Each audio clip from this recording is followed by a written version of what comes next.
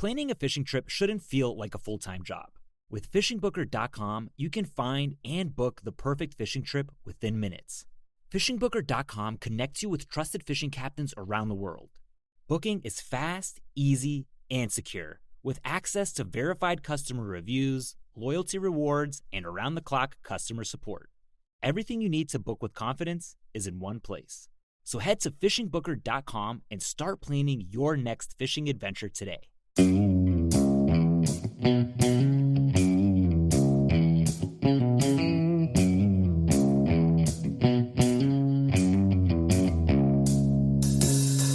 All right, welcome back to the Survival and Basic Badass Podcast, Kevin and Chuck. Today we put together a 6-step survival plan. A lot of people, when they first get into prepping or realize, hey, I'm not completely in control of my life, or, hey, anything could happen at any time, or, hey, my government really sucks. When you come to reality with any of these things, it turns out you're like, wait, I should be a little bit prepared. And this can be overwhelming and scary. This can, put you on edge where you feel like, hey, I'm a little nervous. Anything could happen and I'm not really ready for it. Well, we want to help you get there. We want you to learn the steps that are simple, straightforward, and where your priorities should be, and how to get your life in order. How to be prepared for whatever may come. So hopefully we're going to answer all that. Actually, I know we're going to answer all that. So I got an excellent list, and we're going to get right to it. Kevin, where do we start? The first one is developing a personal profile. Now, what I mean by that is kind of taking a minute to do a self-inventory. So let's, as Teddy Roosevelt famously once said, if you could kick the person in the ass that caused you the most problems, you wouldn't be able to sit down for a week. That sounds accurate. That's a valid statement. Most of our problems are caused by ourselves, and it's by not being aware or getting in our own way, or, any of a million different ways that we kind of unknowingly self-sabotage ourselves. One of the main things that your brain is always telling you is to sit down, relax. You're tired. I am tired. You don't have time to go to the gym. You don't have time to go for a walk. You're too tired to do 50 squats real quick because you got to keep that buttocks in shape. I mean, there's a lot of important things that we overlook, whether it's our age or how infrequently we, exercise, how we eat, hamburgers and cheeseburgers, French fries, and all that garbage that we're shoveling into our mouth all the time. There's a million different ways that that we can improve ourselves just through little steps, basics. All right, I like that. Suggestions? Where do I start, Kevin? I get a little overwhelmed. I'm like, ooh, I should hit the gym. And then, so you're saying maybe take on small steps. Keep moving in the right direction. It can get overwhelming. So if perhaps I decided, hey, I work in a big factory and I have all these giant pieces of pipe, would it be wrong to put a pull-up bar up in the factory and do pull-ups every day? It turns out when I did the everyday thing, you might want to cut it down to every other day for pull-ups. You may want to find the time to do 100 push-ups a day. You can do that every day.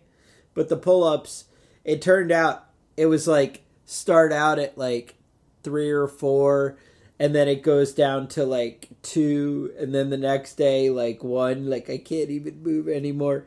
And then when you took that break, if you do, if you do 2 pull-ups every day, that's 2 pull-ups ahead of everybody else in the world. So exactly. No, and don't think like 2-3 pull-ups. That's not where it ends. Believe it or not, it's kind of like running, where you do 2, and then a week later it's 3, and then a week later it's 4, and then it's 6, and then it's 8, and then you're doing 10 pull-ups, and then you're like, all right, if I can do 10 pull-ups, I'm a man, and to hell with the rest of you, right? I mean, that's... Not to brag, but I can do 20. Easy. Dude... Just put it out You're there. a dick. Also... Dude, you don't need to shame the rest of us, all right? You know, some of us are maxing out at like 8 right now, so I don't want to hear about your 20. And you got to realize I'm lifting a lot more weight than you are. I'm lifting 2 of you. So I'm probably twice the man you are, is the way in more ways than one. All right, fair enough. I'll give you that.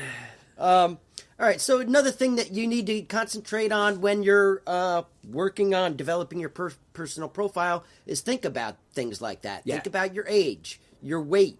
I know one of the biggest problems that people run into is that they're not getting the appropriate amount of vegetables in. Okay. People love to slam sandwiches and I think the number one vegetable consumed in the United States right now is potatoes. Yes. And that's because of French fries. I do like French fries. You know? Get some broccoli, get some Brussels sprouts, get some beans in there, man. Even corn. All that stuff is great. I feel like I've got a unnatural hatred for corn because I was raised in the middle of a bunch of corn fields and I was fed that every night. But, you know, you got to get your vegetables. You got to get your proteins in there. Leave the ho-hos on the shelf. Ooh. You don't need them every day. You don't need to eat a cookie for dessert every day. You don't need to have a bowl of ice cream. Settle down with the sugar. Yeah. Just take it easy. Yeah, one of the guys I work with just got all excited because he's like, oh, in the vending machine you can get 2 big like ho-hos for $1. And I'm like, yeah, that's not a good thing. I'm like, that's not going to help you. But... You know, to each their own. I know that a lot of people are on the move every day. They're too busy to really, make themselves a healthy lunch or something. But even in most gas stations, they have bananas and apples. They do. And that's a lot of sugar, but it's also a lot better for you than a Coke or a Ring Ding. So just be conscientious of that sort of stuff. And maybe take a few minutes and kind of pay attention to what you're eating throughout the week, Yeah. Pay attention to how much sleep you're getting. Yeah. Pay attention to what you're doing to educate yourself and not just entertain yourself. No, breaking in some salads and that kind of stuff. It can really, just mixing it in here and there. I found that, not snacking or eating throughout the day makes a big difference in being able to drop a few pounds, when I finish eating at work or whatever, I eat dinner and that should be it for the end of the day. And coming home and having like, oh, well, I'm tired and it's 11 o'clock at night and I should eat something else. Maybe don't. Maybe don't go for the alcohol. Just not. It turns out, maybe that'd be better. Thomas Jefferson's quote was, it's better to go to bed hungry than to wake up in debt. Okay. And some of that stuff that you're eating is putting you in health debt, not financial debt. I like it. But it's a way to think about things. Now, the second one that we wanted to talk about kind of rolls right into this one, is matching your finances to your plan. Anybody that's been to the grocery store lately knows that things are almost out of control with prices of food. They are a little hairy. It's just preposterous. Yes. I went and bought a week's worth of groceries and I spent $300. And I'm not even eating steak or shrimp this week. So, I mean, prices are out of control. Now, what do you pay for eggs where you live? I know. I don't know. I don't know. I don't buy eggs anymore. It's been so long since I've actually had to buy eggs. All right. I know milk is almost $5 a gallon. Milk is $5 a gallon? All right. Yeah. Eggs are over 2. I think they're just under 3 up here. That's not bad. Yeah, that's about what we're paying here. Because we went from like 37 cents a dozen to like $2 or $3. So it's made a change. And my chickens have made it that I'm not going from walk in the backyard was my price before, and now it's kind of Right. like winter time, Yeah. and you get like 2, and I'm like, you guys suck. Yeah, and I know the winter time. It's I got a light for my solar light for my hen or my coop. Yeah. And basically as soon as the sun goes down, it lights up, and it's supposed to make the ducks and the chickens lay more eggs. But really, all it makes them do is make all sorts of noise all night. They think it's daytime, and they're just quacking and squawking and being assholes all night. So I think I'm gonna have to start turning that thing off. It's more problems than it's worth. That sounds right. So, all right. So how can we get our budget in order? Like, what are some steps? So I know a lot of people have a lot of subscriptions and pay for things that are just kind of ridiculous.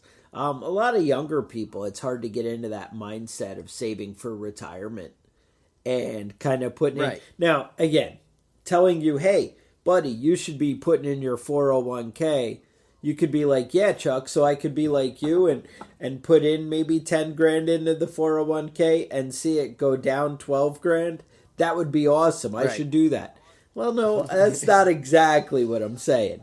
That's not necessarily where you want to be. But you could do some little squirreling away. Maybe instead of the subscription to Amazon Prime or Netflix or something like that, or Spotify or Hulu, or maybe you just cut down to one of them or two of them, and you cut out the other three, or maybe you get rid of the Hallmark subscription, the HBO, the Showtime, the other things that you add to Prime that are, every month and you forgot about and you don't even watch anymore. Maybe you go to some of those and you cut back half of them. And if you're like, but Chuck, I just need a subscription. It just makes me feel good. All right, get a subscription to the silver or gold buyer club and have them send you coins every month. There's a bunch of companies out there that you can build up, where it just puts in $20 a month or whatever. And then when they have enough to buy a coin or two, they ship them out. Maybe that's how you want to do it. I'm just saying, there are ways to start to make better choices. They always say, you can save all that money making coffee at home. I would say by drinking real coffee like a man, you'd be doing yourself a favor anyway. Instead of that foo-foo sugar nonsense that people might get. Just saying. Now, maybe getting rid of coffee altogether has some health benefits. I haven't figured out what any of them would be, so I haven't bothered. But I've heard people say... I'm not going to try and find that out, too. I've heard people say... Yeah, but it makes it's a valid point, though. Right now, if I go to McDonald's or Burger King for lunch, I'm spending almost $15 here in upstate New York. $15, 5 times a week, that's not just bad for my health, it's bad for my budget. Right. There's a lot of stuff that you could just cut out that would just be better for you in general. Now, number 3 on our list here today is, what was number 3? Bug out bag or a get home bag. Just get your stuff kind of together. Right. So I think more important would be putting together a good get home bag. Now, if you really don't understand what goes in there and whatever, we did do a really detailed one. I think we have one on the YouTube channel, which you may want to like and subscribe to the YouTube channel. That would only make your life better. But you could also go ahead and, put together a bag with the essentials that if you ended up getting stuck and it took a day or 2 days or 3 days to get home, what would you need? Some kind of water purification, possibly some stuff in your car to keep you warm. Hats, gloves, that kind of thing. You might want maybe a flashlight, right? That could be cool. Maybe extra bullets. I'm just saying. It depends what state you live in. Maybe if you live in one of those communist states, you have a little pen knife that you could stick somebody in the eye with or something. Maybe if you live in New York, you could just carry a sharp stick in the back of your car because, that already puts you ahead of the rest of the... So, in New York State, it is legal to carry nunchucks now. Nunchucks, right. So I'm starting with nunchucks. Also, I've given myself 3 concussions since I started trying to learn how to use nunchucks. But, I mean, it's a step. You can also have a tactical pen, which actually works as a pen, or you could stab somebody in the neck with it. And at least leave a bruise. I mean, there is something... Yeah, multi-use tools is all I'm saying. You want to cut down on weight and maximize your, what you can carry with you. Multi-tool is great to throw in there. I mean, like I have a lot of those bug out bag things, with like a nice sharp knife, ways to purify some water, basics. that kind of thing. Yeah, I would also suggest having a car safety. A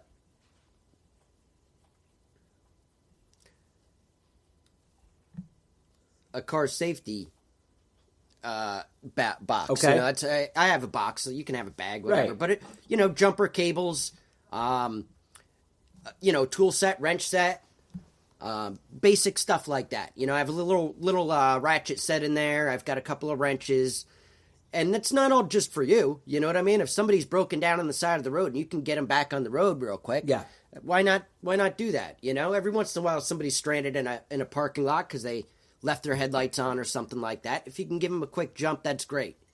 And if you got them in your own car, just for your own personal use, that's great.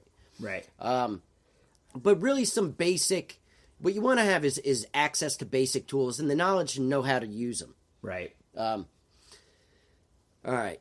Number 4 is food. Now, when it comes to food, as preppers, I think that's our one of our main go-tos. Yeah. It's a great way to invest money. It's a great way to save money, but it's also a great way to plan for a temporary power outage or a million different disasters, even losing your job. It's a great thing to have a couple of weeks worth of food ready to go. Yep. No, that extra bit of preparedness. Now, there's a couple of ways to approach it. The easiest way is to kind of just throw money at it. And by throwing money at it, you can, buy one of those long-term food storage kits and have stuff that's packed and sealed, and you want to put it in a place where it's going to be free from rodents and free from, things that are going to destroy it, free from weather, temperature, different things that could really take a toll. The next thing you'd want to do is, you're saying, well, Chuck, I've seen those and they want $2,000 or $3,000 for a couple of months worth of food. And you're right. We don't need to be spending that kind of money. There's a bunch of other ways. And we have some shows on that and things that you guys could really dig deep into on how to really get the most bang for your buck. But guess what? You can start small. You can start by buying an extra something that's on sale each week, if that's where your budget's at. Like, hey, this stuff is finally at a reasonable price. Let me just buy 4 cans instead of 2 cans of tomato sauce, right? And you set that aside, and you start to build a little bit more. Maybe your budget allows for a little bit more than that. Maybe you are like, hey, you know what? I can't buy $2,000 worth of long-term food storage, but I could spend $40 extra on food and set a little aside. There's certain things you can buy that'll actually make your budget go a little bit further. I would look at things like rice, right? Beans. Right, rice is great. That stuff's pretty dried cheap. Beans, especially if you get dried beans in the bag, you're not spending a lot of money on that. Those beans will go a long way. Another one with rice is pasta. Yes. People think about freeze-dried food as like, something they don't want to eat. Right. But the truth of the matter is you eat a lot of freeze-dried food already. You're already eating rice. You're already eating pasta.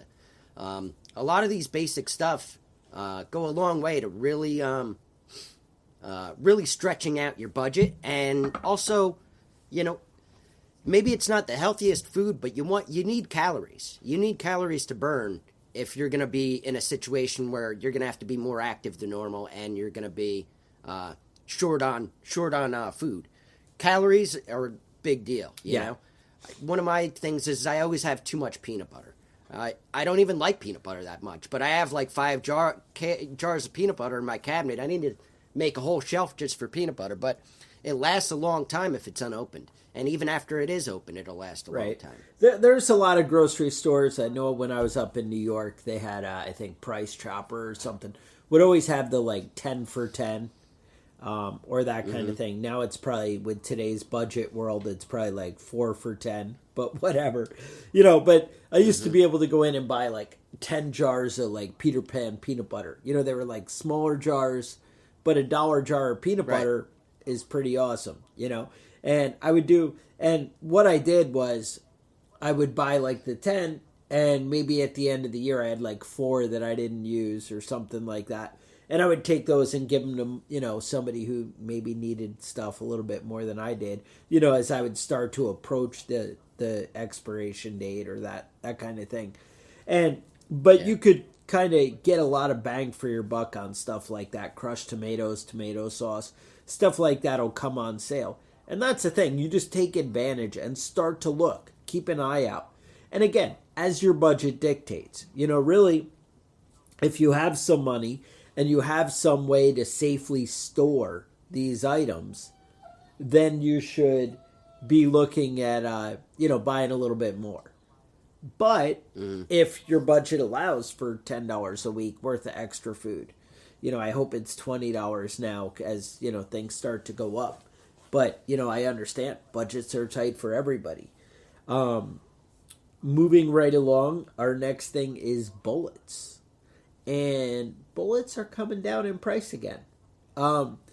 If you look, I think the best deal that I just saw recently for 5.56 with brass casings, I think I could get it shipped. It was like $460 for 1,000 rounds. And I know that sounds pretty horrible, but it's a lot better than it was a year ago. That's what I can tell you. And maybe 500, maybe 200. Maybe getting a handgun with 100 rounds is tripling what you have right now. Maybe that's where you need to be. Maybe Kevin needs to get a little bit shinier pair of nunchucks. Whatever. You step up your game to the level that you could be at. Maybe you get a 4-inch knife or whatever. I don't know what's legal in New York. Maybe a sharp pen, right? Maybe you go buy the Bic with the extra fine point, so you can stab somebody in the eye. If you're in New York, Illinois, or California, right, you've got some permitting issues that you might have to either comply with or get around somehow. Yeah. I'm not suggesting anybody break the law, but why is it the state's business on what you have in your own house? Maybe they should mind their own fucking business, and you should vote for better people. That's getting aside of the point. The fact of the matter is that there are going to be some basic safety concerns in any bad situation. I used to live out in an apartment complex in California when I was younger, and the power went out, the whole area. And I was sitting outside with some neighbors, and this guy was just walking down the street past the apartments, and the guy I was sitting with jumped up and said, what the fuck do you want, get out of here, chased him off. And I said, what was that all about? He goes, the power's out. He goes, people are walking around right now looking for empty houses because there's no lights anywhere. He goes, there are shady people doing shady shit all the time, and you need to be aware of that. Just because you and your neighbors are decent people doesn't mean that somebody can't walk through your neighborhood that's not a decent person. And I'm not saying that you need to shoot everybody that comes in your neighborhood that you don't recognize. But maybe you should. I'm just saying that, in bad situations, bad people take advantage. Yeah. And it's just important to be aware of that. Yeah. No, that sounds right. You just need to be alert. And you need to have the tools that are available to you. And that's something, that you should be thinking about. And you need to know how to use the tools that are available to you, too. There you go. If you've got a firearm and you bought it and then went to the range one time and then put it in the cabinet, and then 6 years later you need to use it, you're not going to know what the hell you're doing. Right. You need to use that equipment and understand how it works and get proficient with it, whether it's a firearm or a screw gun. You know what I mean? Whatever your tools are, you need to know how to use them. They're useless if you don't know how to use them properly. Right. I mean, I would say, hey, I'm big with, I have like 8-inch targets and 100-yard range. And with my rifle, you should be able to walk out there and bang an 8-inch target at 100 yards while you're standing up, not all laying down with a 10x scope and, everything perfect. No, you should be able to pick up a rifle and hit something at 100 yards. If you're not, you need to step up your game. You need to go out there and put a little time and, figure out how to get better. Now, I can be a little bit better than that. Maybe you don't need to be at that level, but you need to be able to bang a target, an 8-inch target at 100 yards. You need those skills. I would say go out and try hunting. I know the season's coming to an end for most of us, but, go out there and see what it's like. See what it takes to really shoot something and get a handle on it. That's something that you need to kind of do as a prepper, as somebody who's prepared to handle business. You need to understand how that game is played. Because there are so many people who don't understand that game. And, they say survival of the fittest. Well, there's a reason they say that.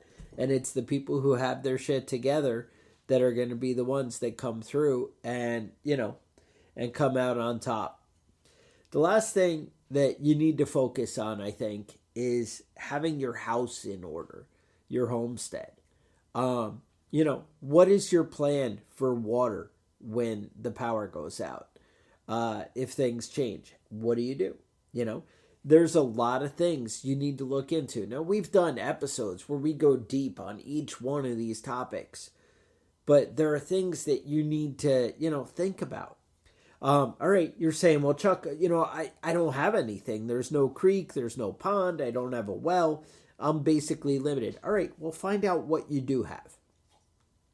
Could you buy a water bob plastic insert for your tub that you could just throw in there and fill up with water if power went out, right? Because usually if you don't have a well, that water will keep coming for a day or so or a couple hours, depending where you are. Do you have something you can fill up? Do you know that you could go to your water heater and pull water out of there? Do you know that you could fill your washing machine? And yeah, that water might be kind of and kind of soapy, and you might not want it for a fun drink. You might be able to use that water for your toilet or something like that, right?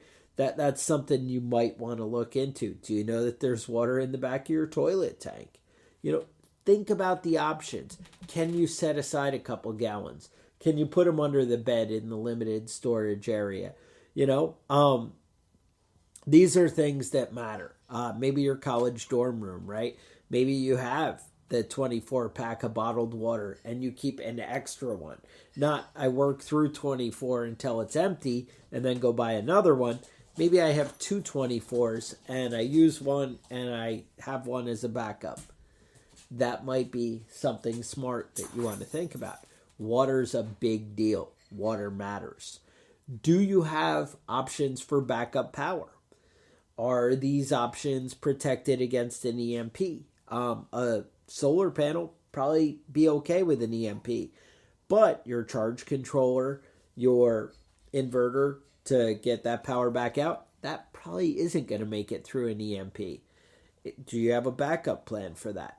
All right, Chuck, EMPs are crazy and that'll never happen. Okay, that's all right. You don't need to maybe go that far. But how far do you need to go? Do you have extra batteries? Batteries for your flashlights, for your devices? Do you have enough that, are you going to burn through 2 batteries in a day? So where does that get you? If you're using a flashlight all night long, that kind of thing, right? How far can you go? Do you have a radio, some way to listen to emergency information if, the power was out? That's something you need to think about. All right. So we talked about, do we have food? We have guns. We have, all this stuff in our house. How well is your house protected? If somebody comes up and bangs on your door right now with a, angry fist, can you check out who it is before you open that door? Do you have a way to see there? Right. All right. Is there a weapon or something nearby? Like, how would you responsibly answer that door and know that you're going to be able to control the situation and be in charge? Now, some of you might go as far as to have a mannequin all dressed up, filled with tannerite, and he might answer the door for you. That's one way to go. Mm-hmm. And some of you might be at a different level where you're like, hey, no, I don't have that, but I do have, a handgun strapped to my side. Or, hey, I live in the city and I'm afraid of guns and I'm a scared child, so I have a baseball bat somewhere nearby. Do you have that? Mm-hmm. What are your options? And what I would say is, if you are limited with the weapons available to you, that's when it's time to step up your skill and your ability. That's when you really need to focus on your natural hand-to-hand combat skills, your alertness, your preparedness. These are the things you need to start paying attention to. Now, I know Kevin always mentions like smoke detectors, that kind of thing. Do you have your house covered for basic emergencies? Do you have things in order? Do you have a bunch of dead limbs and leaves all around your tree that are just a fire hazard waiting to happen? Or do you have things kind of cleaned up and squared away? Do you have a big dying tree in your front yard, with a giant branch hanging over your front door that could, a widow maker just waiting to take somebody out?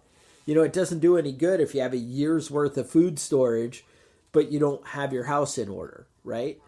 These are things you need to be aware of and thinking about. You need to be, hey, let me just look around. What's going on? Do you have a way to heat your house when the power's out? A lot of people are like, oh, I'll just do this. Oh, I have this little space heater. All right, you have a kerosene heater in the garage that you might be able to dig out and put in the living room. Do you have kerosene for it? Do you have kerosene for 1 day? Or do you have kerosene for 5 days? Do you have an alternative method that you can switch to?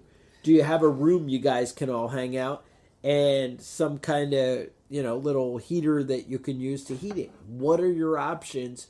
These are things you need to start preparing for. Basically, how to handle your own business. That's your job as a prepper, as a survivalist, is finding ways to handle your business, how to take care of your family, take care of the people who you've made a commitment to, the people you care about, the people you love. There is no worse feeling than being unable to do something when, your family's in danger and not being able to provide for them. Right. I know there's a lot of basic stuff that people do around their house, like landscaping, and everybody likes to have a nice lawn. That's big in the United States, is having a nice lawn. But a lot of things like that you're doing, you can make minor changes to, and get a big reward, by doing so. Replacing your lawn with clover is a great idea. Get some wildlife in your yard, something that you have access to. Instead of planting flowers, plant some vegetable bushes. Some blueberry bushes. Instead of grading your yard so it's nice and flat, grade it so that it collects some water in a certain area. Right. There's a lot of small changes you can do that'll give you a big advantage, even if it's just a 2 weeks of power outage. Having some candles available and things like that go a long way. But having a yard that you can provide a small amount of food for yourself for a week or two, supplement some of your freeze-dried food with some fresh vegetables. Those are a big step up. Chuck and I are both real big on gardening, big proponents of growing some of your own food, whether it's a lot of food or just a couple of vegetables to keep your hand at it. I like to keep a small amount of livestock. Personally, it's ducks and chickens, but some people do goats and sheep, and those are great sources of food. When your budgets comes into question, and when your just day-to-day life gets a little hiccup in it. Can't run to the grocery store because it's Saturday morning and I wanted to sleep in, but I still want eggs for breakfast. You're all set to go. There's a lot of minor things you can do in your day-to-day life that add a big benefit. Another thing that I would say is when it comes to home security, like Chuck was saying, you have somebody angry banging at your front door. Can they bang in your front door? Can they kick your front door in? Because if so, maybe you need to step up that front door a little bit. Can somebody sneak into your backyard and come in through your side door? I don't know. Maybe somebody shouldn't be able to get into your side door unless you let them in. Unless you're opening that door and unlocking it from the inside. And a lot of the basic stuff just comes from locking your doors and windows. Right.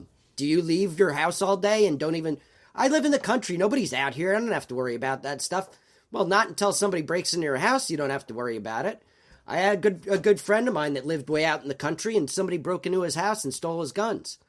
You might not think you have a whole lot of things worth value, but to certain people, you do. And right. Certain people, kicking a front door in is not a big deal to do. And it's not outside of their character. There are bad people in the world, and they live out in the country just like they live out in the city.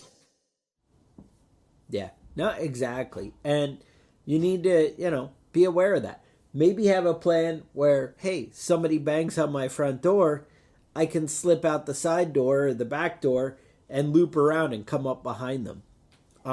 You set the terms. But unless you think of it and you have a plan of how you're going to react, that's in so many situations, that can be the game changer, is you having a plan of attack.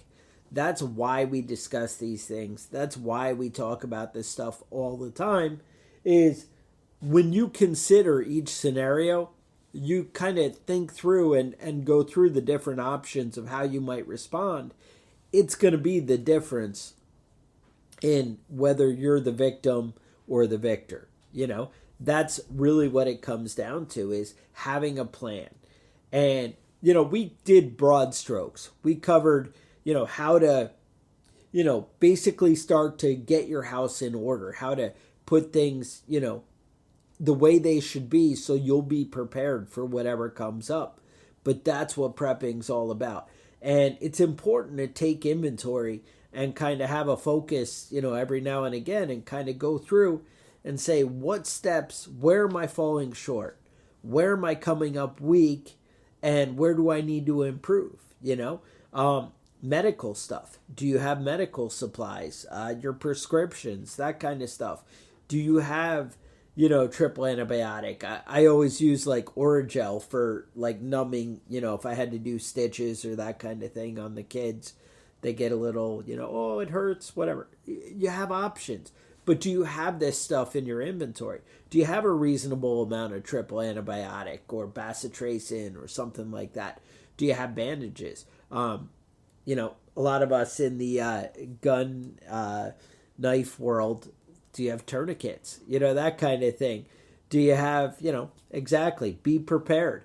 How important is it to, have your stuff together and play these scenarios out? That's what will make the difference. So I just wanted to kind of go through the steps and the areas that I always think are important, that kind of seem to be the recurring theme. And it's because it matters. You need to have your house in order to handle business.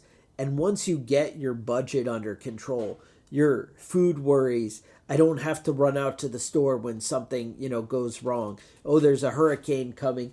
I have to go with the 1,000 other people and fight through the grocery store to get the last loaf of bread. No, I have supplies set aside. I might step up something when some big event or something happens, but for the most part, I'm not desperate. I don't have to put my family in harm's way in order to go get that bread and milk to cover, through the day. And that's what you need to do as a prepper, is start to take charge, and you just make steps. You take baby steps in the right direction, and you just keep getting better every day. And that's the thing. All right, I can't do full-on workout. I don't have time for that, whatever. All right, but can you do 20 push-ups at the end of the day, every day, or when you wake up, right? Can you do some sit-ups? Can you do a little bit? Can you go for a walk with the wife after dinner? These are the things that you start to do to start to, put yourself ahead of everybody else. And it's not a matter of being better than other people. It's about being able to help people, how to help yourself, help your family, and help the people that you care about. Right. That's really what it comes down to. Don't be one of the people that need help. That's another big thing. Don't be one of the people that's taxing everybody else because you didn't have anything prepared. So, I mean, it's one of those things that I hear people like denigrate prepping in a lot of different ways. One of the things, one of the things I hear is like, you're hoarding. Well, it's not hoarding if you're buying everything when nobody else is chasing after it. It's another thing to not have anything, and then something happens and you run out and buy all the last bottles of water or all the last things off the shelf because you didn't have anything prepared. Right. There's going to be a lot of people in an emergency situation that aren't prepared. You don't want to be one of those people. You don't want to be one of those people that's fist fighting in the aisle to make sure that you get the last box of spaghetti, before the food shortage starts. When the pandemic started, I know, I don't think anybody doesn't remember a couple of times going to the grocery store where the shelves were just empty. You went out looking for something specific and it wasn't there because it wasn't delivered or somebody else had bought the last bit of it. People were really panic buying. And it's nice to be able to go in and choose what you want to buy. Even in an emergency situation, maybe you just want a couple of pieces of fresh fruit for the next few days, But at least you're not going to starve to death. And it's, and it comes a lot more often than people like to think. Prices have really gone up. People say that sort of stuff. Well, prices are going to keep going up, and eventually you might not be able to afford the things that you want to have. Like I said, I went to the grocery store the other day and spent $300 and I barely got a week's worth of food. Right. It's, things are crazy right now.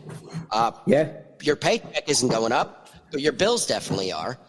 And it's nice to be a little bit self-sufficient in your day-to-day life to kind of mitigate some of those costs. Yeah, no, exactly. And, one of the comments here is, hey, maybe start to step up the skills in order to prepare. And those skills might be gardening, farming, they might be hunting, they might be how to forage for food. These kind of things can all, step up your game of how to take care of yourself and how to make your resources last. If you can recognize what's available around you, then, what opportunities. So many people, end up starving to death when they're surrounded by things that they could be eating, be it cattails or, something a little more unusual and right. And, you're not going to randomly eat mushrooms when you don't know anything about them. We've all heard scary stories, but it turns out you can learn about them. You can learn how to recognize things that are safe and that are available to you, Take a foraging class, find a way to step up your game. But that's where, that's what it comes down to, is you starting to take control of your life. The more you're prepared, the less you're dependent on the government, on somebody else, and on a system that's very fragile and may not be there to support you. And that's what you need to understand. The way our government spends money and manages things, it's possible that they won't always be there and able to step up and hand you your SNAP benefit card, that kind of thing, your EBT. It's very possible that you may need to take care of yourself one day. Who knew, right? I know as an American, that used to be our mindset, right? It used to be, the standard of what we were about. I handle my own business. Exactly. And now we're so far from that. So, maybe listen to Grandma when she tells those stories, Listen to Grandpa and what he went through. Old people are full of wisdom. I'm getting old myself. I still haven't found that wisdom, but No, I'm looking for it, Kevin. Yeah, exactly. So with that, I would say it's time to get your house in order. A great way to do that is to maybe sign up for our email list at preppingbadass@gmail.com. At preppingbadass.com. You can email us with questions and concerns at preppingbadass@gmail.com. Like and subscribe to the YouTube channel. Subscribe to the podcast wherever you download it. Leave a review. Tell your friends. All those things help us help you. The bigger we grow the brand, the more it is, worth our time and effort to keep putting out information like this. So I would say with that, stay safe, and we will talk to you guys next week. Survival and Basic Badass Podcast is a proud member of the Self-Defense Radio Network.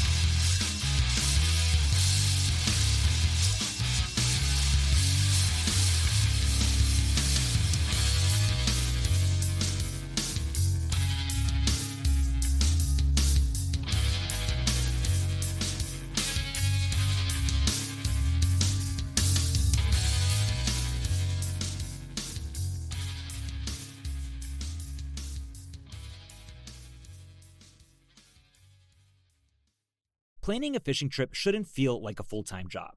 With FishingBooker.com, you can find and book the perfect fishing trip within minutes. FishingBooker.com connects you with trusted fishing captains around the world. Booking is fast, easy, and secure, with access to verified customer reviews, loyalty rewards, and around-the-clock customer support. Everything you need to book with confidence is in one place. So head to FishingBooker.com and start planning your next fishing adventure today.